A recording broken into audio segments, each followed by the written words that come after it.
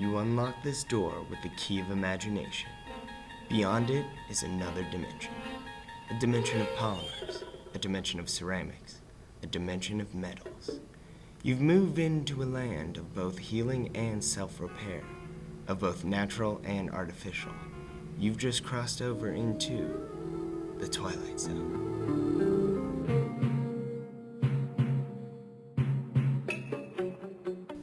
As per your request, please find enclosed the class of nanomaterials known as self-healing.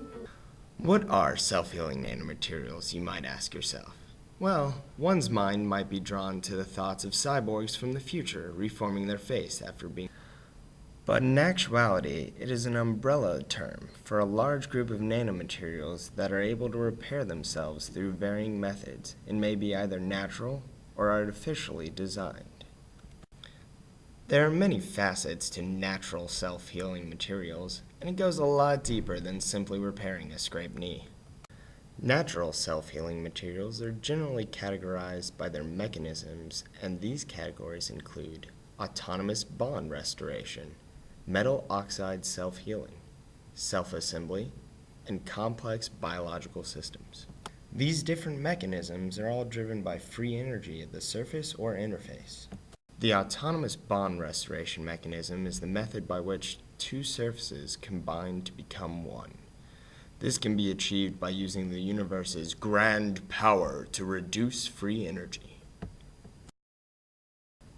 The two surfaces have a large amount of free energy, but will naturally want to reduce that. If the two materials are close enough, and if the temperatures and pressures are aligned, the two surfaces will combine to reduce their free energy and become one. One such example is the abalone, a type of mollusk of possible extraterrestrial origins. The abalone's shell is composed of nacre, an organic-inorganic composite. It has small holes in its shell designed for respiration. As the abalone grows in its shell, it has need for new holes. To accommodate this, the abalone will inject more nacre into the previous holes, which will then realign with the surrounding nacre while simultaneously digging out new holes. When you think metal, you may not immediately correlate that with natural. But in fact, most metals have a naturally occurring method of protection. The metal will form a protective oxide layer on its surface. This allows the metal to stop further oxidation and protect the metal core. The oxide layer can heal itself if damaged by using metal that is exposed to reform the oxide layer, which then has the same structure as the original layer. Self-assembly, as the name implies, is the mechanism by which objects will naturally and spontaneously assemble. They do this by bonding with one another and creating a new network of material. One such example is the self-assembly of micelles from phospholipids. This is an innate reaction as the phospholipids want to reduce their own surface energy.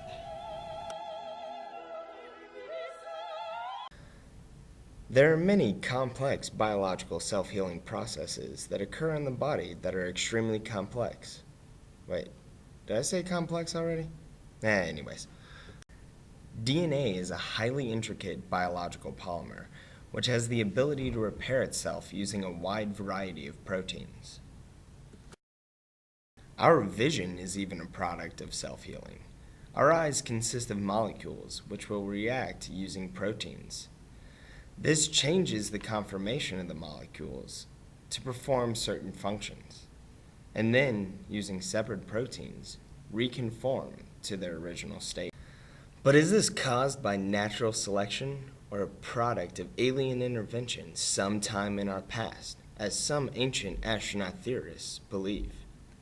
Well, maybe not, but it's still cool to think about, right?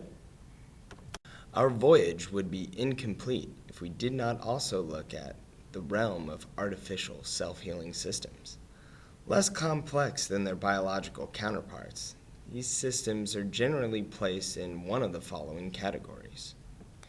They include auto-assembly, shape memory, and chemical responsive materials. Auto-assembling is one of the simplest techniques employed in the production of nanomaterials with self-healing capabilities.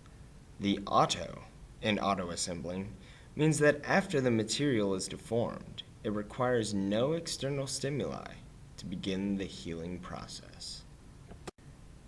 Hey, who's that handsome devil? Why, it's none other than Dr. Shukruk, who, along with his fellow mad scientists, developed nanocomposite membranes through spin-assisted layer-by-layer assembly of polymeric monolayers with a metal nano.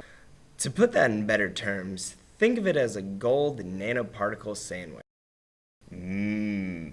Sandwich. Which, after it's been plastically deformed, is able to autonomously recover. This recovery is supported by pre-stretching stresses being favorable to the planar state, acting as a driving force, as well as coulombic interactions between. Another use of this method is the embedding of nanoparticles into a polymer matrix. No, not that matrix. After the material is damaged, these particles will move to the site of defect and aid in the healing process, driven by intermolecular interactions and an increase in confrontational entropy. The way we test it is actually shoot a bullet through it. And what we're looking for is once the bullet penetrates, that it will close immediately right back behind it. What happens is the polymer inherently flows as the bullet penetrates. And the reason is, as the bullet goes in, it actually raises the temperature around the region where it goes in. Polymers are substances made of many small molecules joined together to make long chains. And in a NASA chemistry lab, they have come up with a polymer that will flow at the temperature the structure will be at as penetration occurs. As the bullet penetrates, it pulls a little bit of the material with it, but then as it leaves, then the material will snap back. And when it snaps back, it actually seals. This is pretty amazing stuff. It stands up to punctures and a whole lot more. This is the result. You can see where the saw cut through, but the structural integrity remains intact. We have looked at this material for like a fuel tank application, for example, where you shoot at it and there's liquid in a container, and it actually works. So it was gratifying to see that when we actually test this material on the field, you can see the bullet penetrating here, and the material pops out and then goes back in. We've done this from the side and also from the front. The camera is fast enough to pick up the bullet going through. And there's when you hear shape memory, your mind probably jumps to Tempur-Pedic mattresses, and you're right to do so. Shape memory materials have the ability to restore their shape even after experiencing plastic deformation using an external stimulus, such as temperature. One such material from the mystic unknown with these powers is called nitinol, a nickel-titanium alloy with shape memory capabilities. Nitinol has the ability to switch between austenitic and martensitic phases, which exist at high and low temperatures respectively. When in its martensitic phase, mechanical forces can be applied to change its shape. As the material is heated, it undergoes a phase transformation, reverting back to its austenitic phase and shape.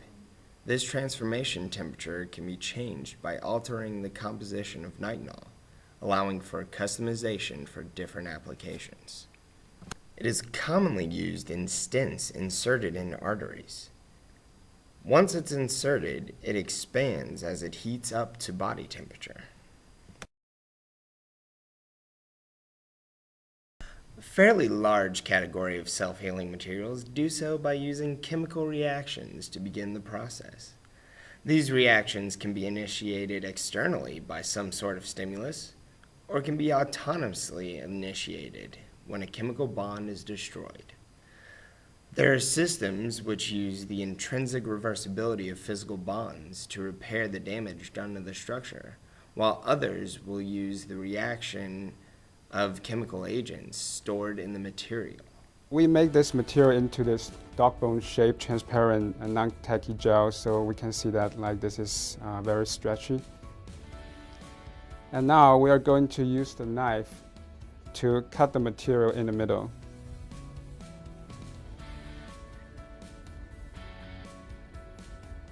So now the material are cut into two pieces. So now I'm going to bring the two pieces back together and touch it for 1 minute. And then I'm gonna put this material in the 37 degrees C incubator and let it heal for about 1 day. So this is the piece of material we cut yesterday and healed for 24 hours. So we can see the cut in the middle, and now if we stretch it, we can see that the material won't break in the middle, so which means it's... The concept of an elephant balanced on a pencil, standing on a sheet of graphene as thin as saran wrap, may be odd to the layman. But in this world of strange and magical things, it's just what the doctor ordered. This was a concept thrown around when graphene was first theorized due to its incredible strength. Having an ultimate tensile strength of over 200 times greater than that of steel isn't too shabby. But if that wasn't enough to make graphene amazing, it also has been shown to have self-healing properties. When graphene is damaged, it can heal itself by using a source of excess carbon atoms. The excess carbon is pulled into and manipulated by the graphene to repair any holes created by various attacks. We hope that you've enjoyed this journey into the dimensions of self-healing nanomaterials. But be careful. Next time might not be so friendly when you walk through the door into the Twilight Zone. Wait, why are we turning out the lights? Oh, we're done in here? Alright. Catch you guys next weekend.